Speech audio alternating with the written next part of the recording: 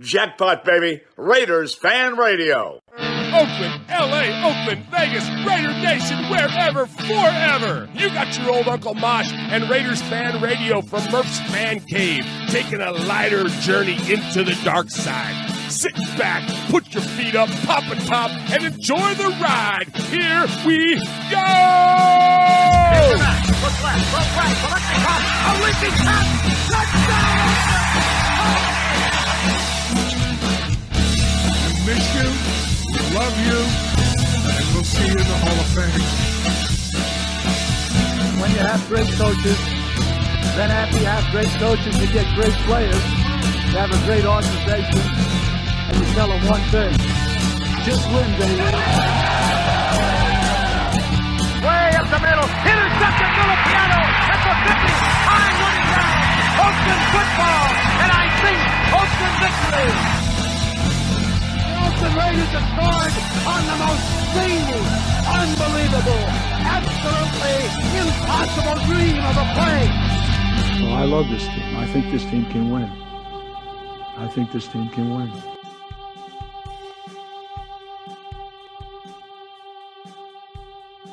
You are listening live to Raiders Fan Radio, hosted by Murf, Uncle Mosh, and Swag Jeff. Take it away, guys.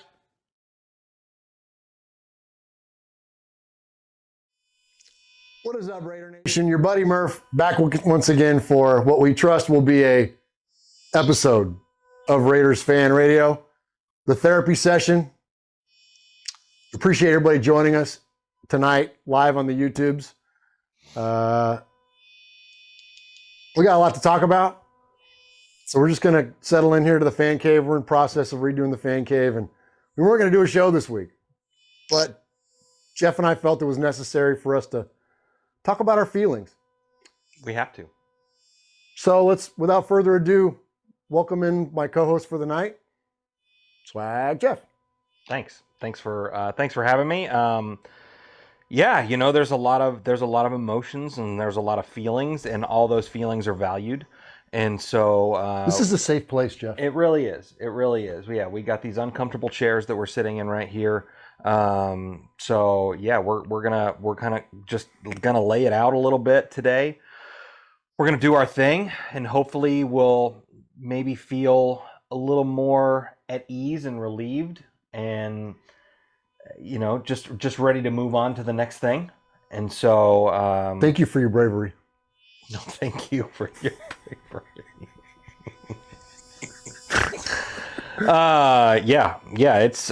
It takes a lot to be vulnerable, and so that's what we're here to do. And so we hope that by the two of us sharing and expressing our feelings, that you too can maybe pull up a recliner, something like that, lay down on a couch, maybe grab a cold one, maybe grab 10 of them.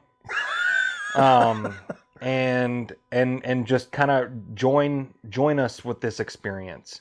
So without further ado, I want to get into all this, and so I need you to lay back, get comfortable, get relaxed, as this is called Murf's Fan Cave.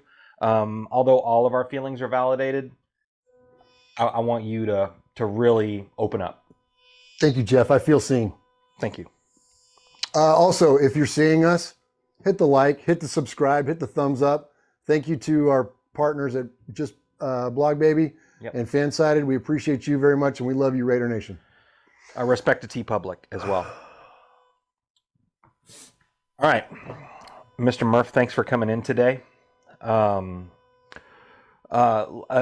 big topic that we want to discuss, obviously, today is the Las Vegas Raiders. So, oh no! Yeah, it's going to be rejuvenating for you to get your feelings and thoughts out. And as difficult this might be, we would really like for you to just be honest today and tell us exactly how you feel. So how do the Raiders typically make you feel? They hurt my feelings, Jeff. They hurt my feelings every time I feel like I place trust in the Raiders.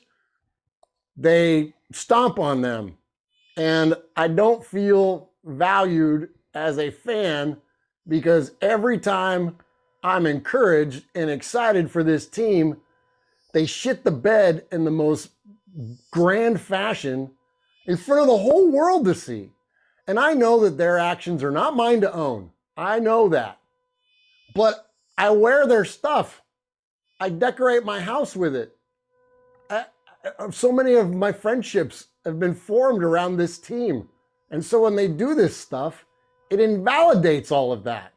And I feel like it's just a constant state of being let down. Now you brought up trust right there. How do you feel? Have the Raiders done anything to earn that trust from you? They made all these amazing moves in the offseason. We redid our front office from the top to the bottom. We have these amazing, brilliant people running our football team. Our team is healthier now than it's been in a long, long time. We redo the coaching staff. We go out and sign amazing players in the offseason. Even had a decent draft and we only had a few picks. So I did trust them. They showed me that they were going to do everything they possibly could do to win football games. But here we are again in the same spot. It doesn't matter what we do. It's the same results. No matter what they do, they give us the same results. And it's hard, Jeff. Understood. Absolutely. So you talked about how they make you feel. How often do they make you feel this way? Well, so far 4 times this year. Last year, 7 times. I don't know. I can't remember the years before that. I start to black out. I try to block things out. Sometimes 14 times. And what do you think that the Raiders do to cause the situation or your feelings to worsen? I don't know. I don't know what they do to make it worse because they never make it better. It's just always the same. Repetition. Yeah. Repetition. Stuck in a cycle. Yes. I've seen this many times before. Or in a downward spiral of fandom. Yes. Only the people in my group understand what this is like.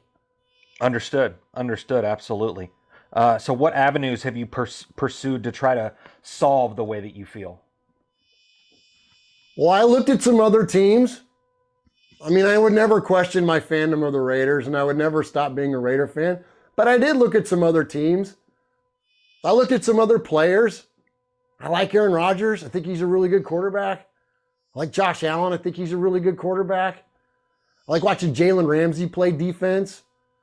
You know, there's some players that I really like, but I can't leave this relationship. So I don't know what to do. Well, you say you don't want to leave the relationship, and that's I appreciate that about you, Murf. So on a lighter side, tell me about a time when you weren't feeling this way about the Raiders.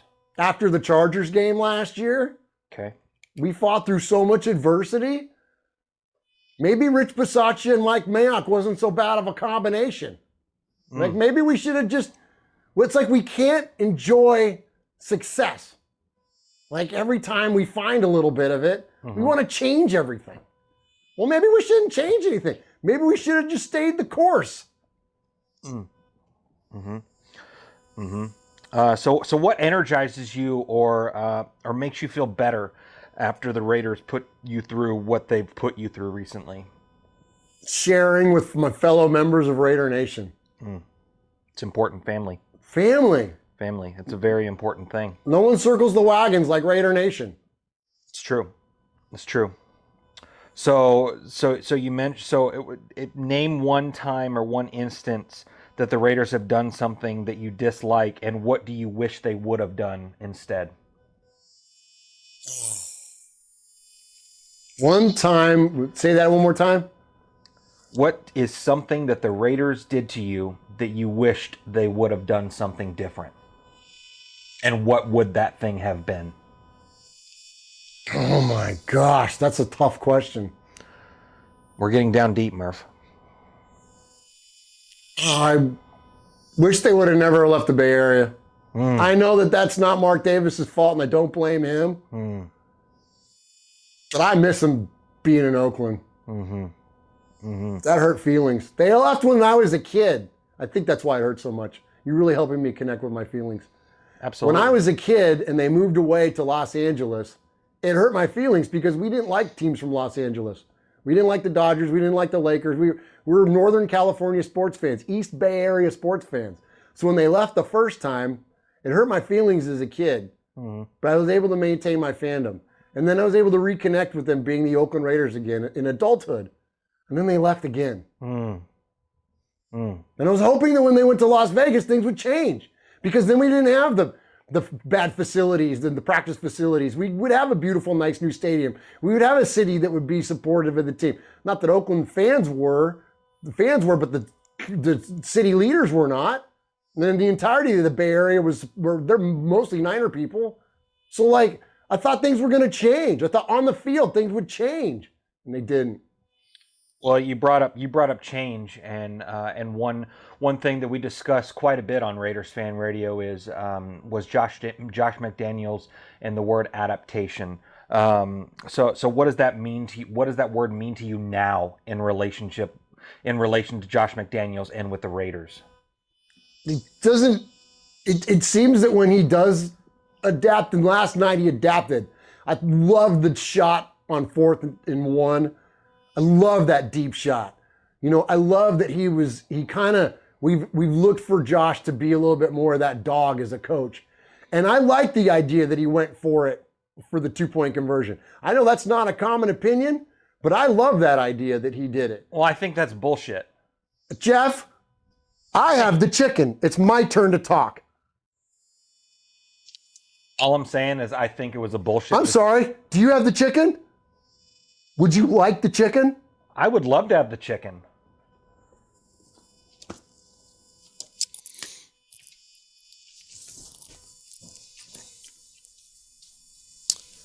Swag Jeff, tell me, and first off, thank you for being here. Thank you for having me. What brought you to therapy today? Well, I've been in this relationship with the Raiders for several years now. Obviously, it's still a newer relationship to me, but it's become one of my most important relationships in my life. And after last night, there was a situation that happened that it was almost the straw that broke the camel's back, and there was a lot of emotions and feelings and things like that. And so I felt like I needed to come out and just express some of those to maybe try to give myself some inner peace. Do you feel at peace? No, not at the minute. No, I don't.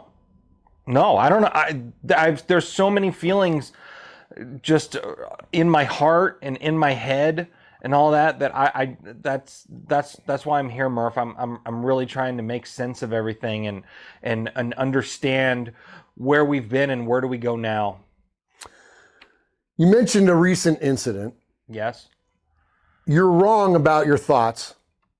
Well, my feelings are valued and valid for sure. So, but if you got enough balls to go on 4th and 1, you're going to go for the 2-point conversion. Yeah, we were applauding him having the balls to go for it on one play, and then we're not going to applaud him to go for it on the other. Yeah, that doesn't make any damn sense, Jeff. Because you can't hold him to. Excuse me, I'm holding the chicken by Josh McDaniels. I am sorry. I appreciate it.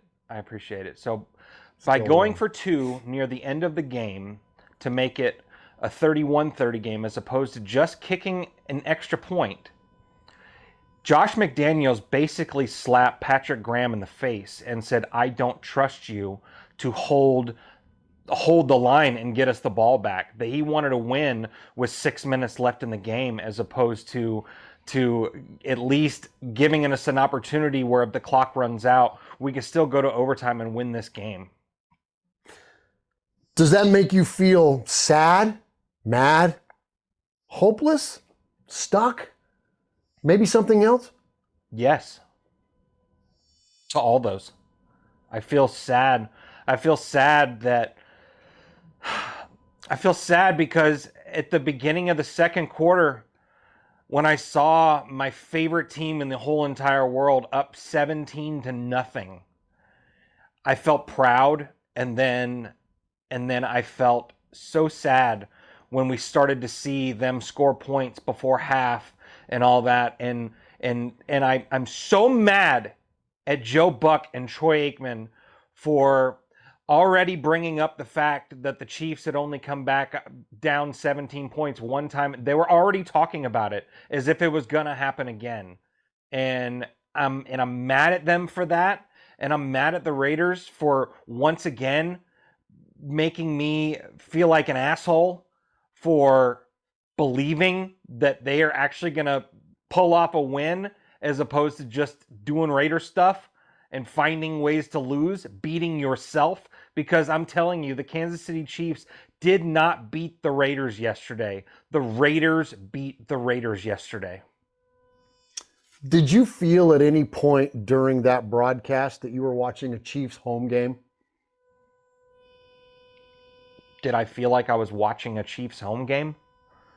Yeah, like televised by Chiefs TV station broadcasters. Did it feel like the presentation was slighted towards that team in ketchup and mustard? Of course. I felt that all the way around. I felt like I was listening to Andy Reid up in the booth calling the game, and I felt like, I feel like maybe Len Dawson was the referee, because after he made a questionable call in the Raiders' favor, he made it his goal and promise to make sure that the Kansas City Chiefs fans would never feel that way again. He was so apologetic and so sorry that he called bullshit penalties like Malcolm Kuntz on a defensive hold on a missed field goal that had nothing to do with the play, and he was really just holding his shoulder pads so he wouldn't fall backwards and get a concussion, NFL. That's what this is all about.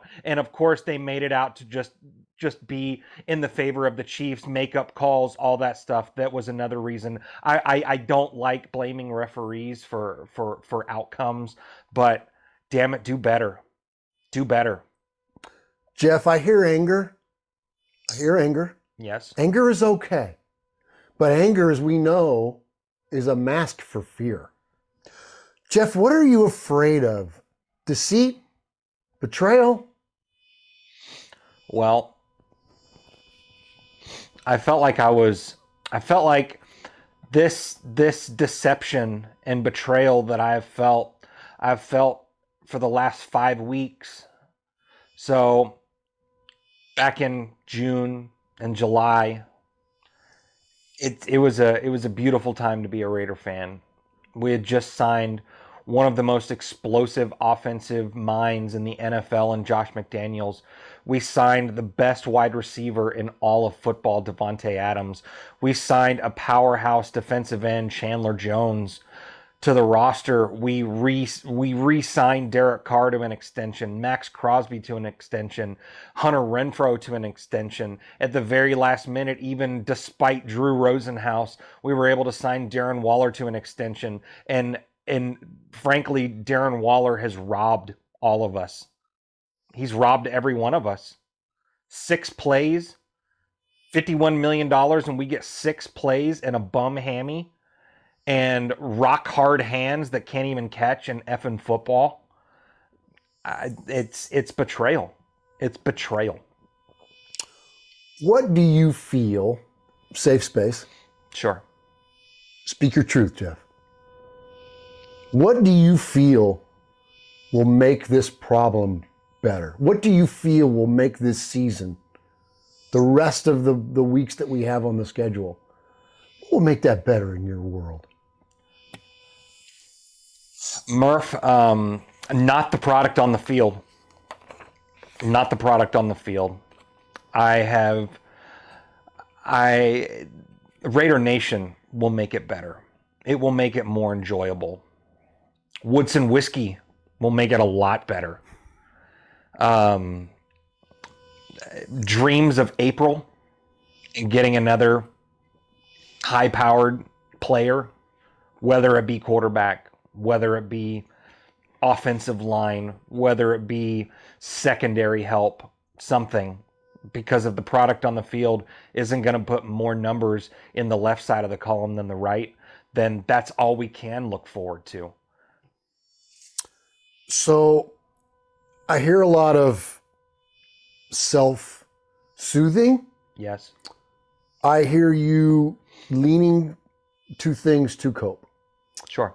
I hear you self-medicating with Woodson whiskey. Yes.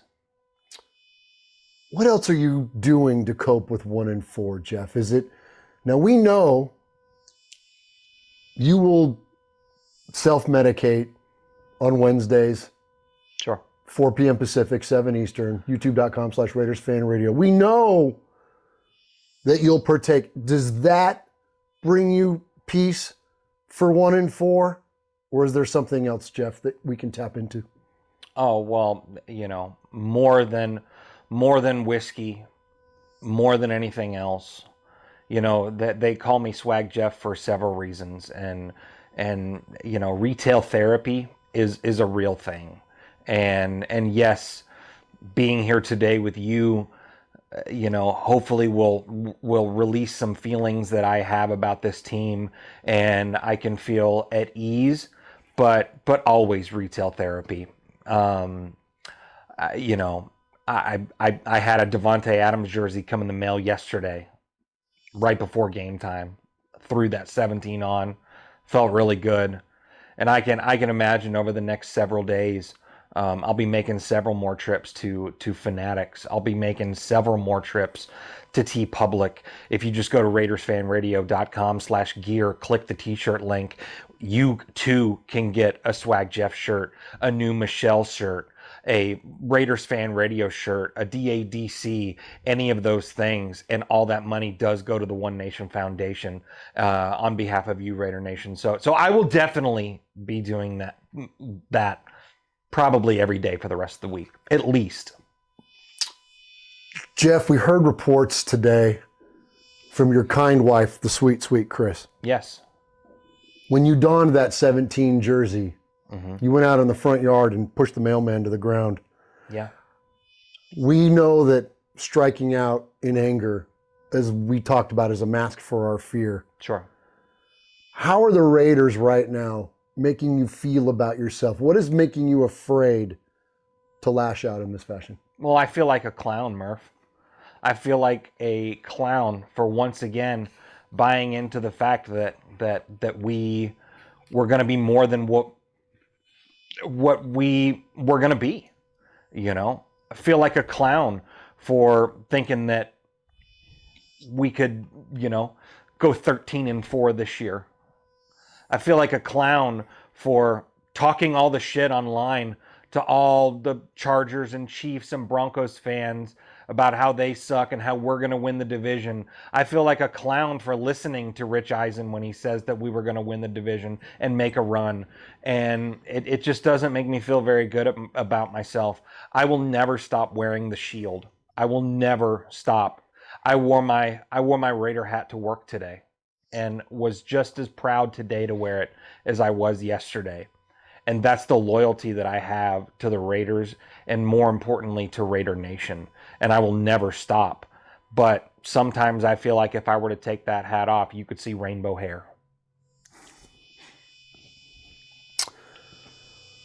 What have the Raiders done to you this season or otherwise that you're carrying the burden to not forgive? Jeff, we need to remember our thoughts and our feelings for those that have done wrong to us. Sometimes we just got to wrap those up in a little paper bag. Or maybe they're big things. We got to put them in a trash bag. But they go on that conveyor belt and it takes it off into the land of forgiveness. And sometimes those things will come back and we just got to wrap them up again and send them off on that conveyor belt, off into the land of forgiveness. And sometimes we have to do that over and over and over again until one of these days we just don't need to have that trash bag for that certain thing. What is it about the Raiders that you need to wrap up into that bag and send off to the land of forgiveness, Jeff? The thing that I'm having the most hard time forgiving is Josh McDaniels. Josh McDaniels' play calling. Boneheaded decisions. Some people may interpret it as aggressive. And I get that he has a lot of shiny new toys that he wants to play with. But some decisions that he's made, I can't find it in my heart yet to forgive. One being, and really the most important one, is not feeding Josh Jacobs the ball. Josh Jacobs last week against Denver, career day in yardage, 140 plus yards against Denver. All-purpose yards yesterday, he had 195, 151 of them coming on the ground. And for whatever reason, in the second half, we got away from that game a little bit. And for goodness sake, when it is 3rd and 1 and 4th and 1 on the last drive of the game to go and potentially kick a field goal to win the game, and what does he do? He throws the ball. He goes to the air. Josh Jacobs got you there. Let him close. Let him be the closer.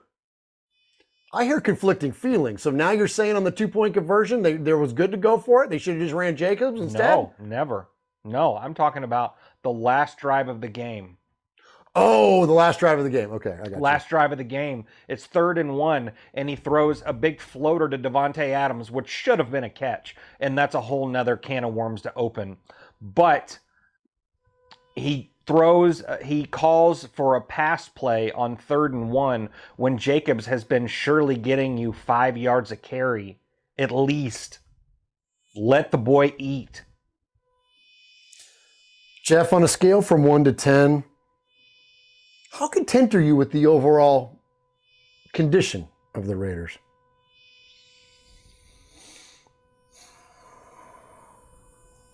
Three. A 3. A 3. The only reason that it's a 3 is because of a man that wears 98, a man that wears 17. And yesterday, I gave an extra point because Derek Carr played a fantastic game. Couple little mistakes, but overall was very pleased with the way that he performed. And for anyone thinking that this game was another game to blame DC, shut up. Shut up. It's not about that. It's about Josh McDaniels. But 3 right now. 1 for Davante Adams, 1 for Derek Carr, and a big one for Max Crosby. 3 out of 10. I think that's fair. Mm-hmm. I think your feelings are true. Your feelings are valid. Your feelings are yours to own. Mm-hmm. But sometimes other people got to own your shit too. And those of you that are pinning this on Derek, nah, that ain't the way. Do better. Last, Jeff. Yes.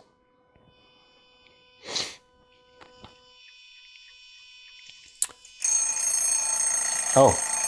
Our time is up here today, but let's get one last question in. Sure, please. How do you plan on spending the bye week, Jeff? Lots of sad sacking. Just a whole lot of sad sacking. Yeah, this is a tough pill to swallow. It's going to take a lot of time. Thank goodness that we don't lose next week. We'll get to wait another week to go 1-5. God dang, dude. Here's where I'm screaming. I applaud your feelings. Thank you. Applaud your feelings. Thank you. Raider Nation, appreciate you sticking around with us for this therapy session. We hope you found it cleansing. Wait. Oh. Thank you, Raider Nation, for sticking around with us during this. Here's what I got to say, though, Jeff. Yeah. In all seriousness. Yes. I am not convinced that this thing is over. I'm not either. Okay? We got 6 winnable games. Sure. For sure, 4 of them. Sure. We got the Colts, the Texans, the Jaguars, and the freaking Seahawks. Is that the order? Colts to who am I missing? You're missing Broncos. Oh, and the Broncos. Yeah. So we win 5 out of the last 6 games. Dude, I'm telling you, 6. out of this bye week, we're not playing good teams coming up. Mm-hmm. The Texans. That's the team I missed. Yes. Basically, we're playing the rest of the AFC South. we're in pretty good shape, man. Yeah. I swear, like, we can beat those teams. I think we're too talented to not get it figured out. Now, do I have any delusions of the Raiders making a wild card or anything like that? No, because I don't have any confidence they're going to beat anybody in the division that's not quarterbacked by Captain Let's Ride. You know, so we'll see how that part of it pans out. So I don't like our spot or our chances of making a wild card, but it might be a nightmare scenario because we will finish in the middle of the pack. We'll get a mid-draft pick, so we won't even be able to capitalize on the draft in the way that maybe we would want to. But I don't think we're going to turn in. Like right now, we're literally the worst team in the NFL. Yeah. Like, and let that sink in too, Raider Nation. Like, we're literally the worst team in the NFL. And Bill Parcells famously said it, you know, you are what your record says you are.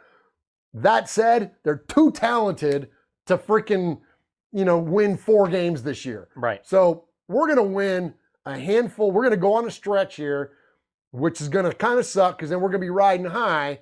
But then, you know, here we are going to get into the meat of our season. I guess the good news is we got the Chiefs again at the last game of the year. Maybe we'll have a shot to knock them out. You know, that's what I'm going to be looking forward to now. It's like, now just beat the teams that we hate the most. You know what I mean? Beat the Niners, beat the Chiefs. Like, if we can knock the Chiefs out of a playoff spot or knock the Chiefs out of winning the division at the end of the year, something like that, like those are the kind of things that I'm going to look forward to on the field. But after that, it's just all about enjoying freaking hanging out, having some chicken wings, having some frosty adult beverages. Yeah. Enjoying the rest of this damn season for what we can. Yeah, absolutely. And I'm going to tell you this. I don't think it's over. I think that there is a little glimmer of hope of a playoff spot. I don't think it's over. The AFC is tough right now. The AFC is very tough right now, but everyone is also beating each other. So next week, Kansas City goes and they play the Bills. I think it's an L for the Chiefs.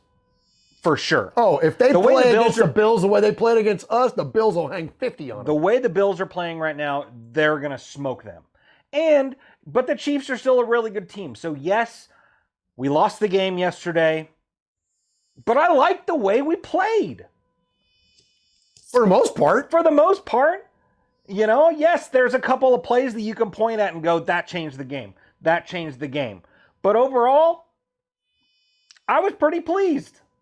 So, you know, if there's any silver lining to build on during this bye week, and you hate to kind of be, well, at least we hung with them. But, like, you know, we were one play away from probably winning that football game. We go into Arrowhead, I don't remember what the exact numbers are, but we had a 100-yard receiver, 100-yard rusher, no turnovers, punted the ball twice. Like, we were one big defensive play, I think, away from winning that football game. Like, and that's, if you'd have gone into that game and said, here's what the Raiders are going to execute on the field, we'd have taken that all day long because it would have been like, totally. oh, well, because that's the kind of shit we would have had to do to win that game.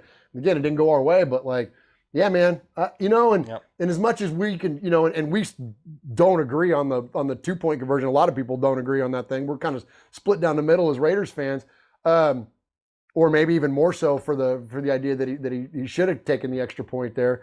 But either way, we still would have had to stop him, and that's the thing is that, like, you know, as much of a big deal as that was, like, well, you can play that a couple different ways. So we get the 2-point conversion, we get it and go up by 1. Chiefs are going to be aggressive as hell and going down and trying to score. We didn't get it, so that means that they were still leading, so they ran the ball and were trying to just, you know, get a couple of first downs and end the game. But if we had kicked the extra point and the game's tied, then you still think Kansas City would have been pretty aggressive, and we were having problems stopping Kelsey and all that stuff, and those drives were just so long. I don't know why I'm still holding this damn thing. Hey! But, you know, I mean, we couldn't stop, and the long drives. It was just all really long drives and kept the offense off the field. And so, you know, so you never know. You can play the what-if game all you want. That's right. So, all right, Raider Nation, we love you guys. Hope you enjoyed this little hang here, this little therapy session. So we're off this week. We're off on Wednesday. Yep. But you'll see us the week following. I think we're going to go a different day next when we do come back. I think we're going to come out on a Tuesday. Jeff and I got a once-in-a-lifetime opportunity to travel with Nashville Predators. For those of you that don't know, we relocated to Middle Tennessee and took our Raider fandom with us. And so, so we're going to travel with the Predators out to go see them play the Columbus Blue Jackets, and we're going to hang out with the team on the plane and stuff, and then go see the game, go to skate around, and then fly back. It's going to be an amazing opportunity. So that's why we're not going to be here. But we will definitely check back in with you, though, before we leave. And so that will be Tuesday, 4 p.m. Pacific, 7 Eastern. I don't know what the date is, but it's whatever it's next week. We'll see you next week. Yeah, we'll see you next week. Oh, is that an easier way to do it? See you next week. Just say see you next week? Okay. Love you, Raider Nation. Hang in there. We'll be all right.